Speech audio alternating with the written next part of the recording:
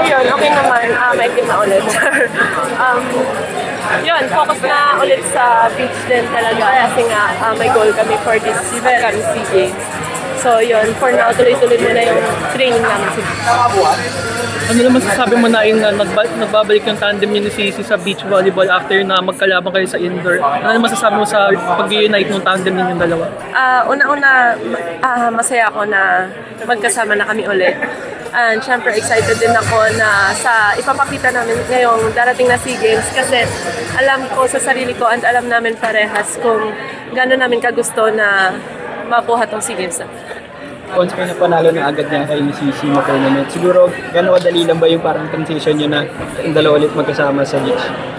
Actually, kasi siguro familiar na kami sa isa't isa kasi matagal na rin kaming magkasama. So yun, hindi naging mahirap yung transition din talaga in terms of chemistry. Pero syempre, yung transition from indoor to sands, hindi siya naging ganun kadali.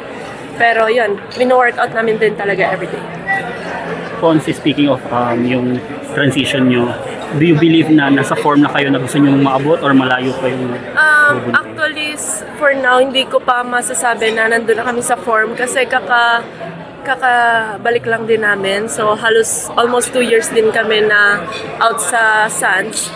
So ngayon, pang isang buwan pa lang namin na nag-ensayo sa beach. So ang dami pa namin kailangan ulit na ayusin para sa darating na SEA Games. Ponce, ano yung pinakamalaking nabaon mo mula sa Creamline papunta sa beach? Nabaon? Na lesson, experience? Oh yes. Una-una siguro yung good vibes na paano sabihin? Na mantra ng team. So yun, una-una mainit yung pinaglalaroan namin. So kailangan din talaga na ine-enjoy namin bawat ensayo namin kasi sobrang nakapagod din talaga sa sands and yung araw pa. And yung mentality din talaga ng team sa Creamline, yun din yung isang baon ko sa beach na kailangan yung mindset ko talaga, every game talaga is yung winning mindset. Thank you po. Thank you po.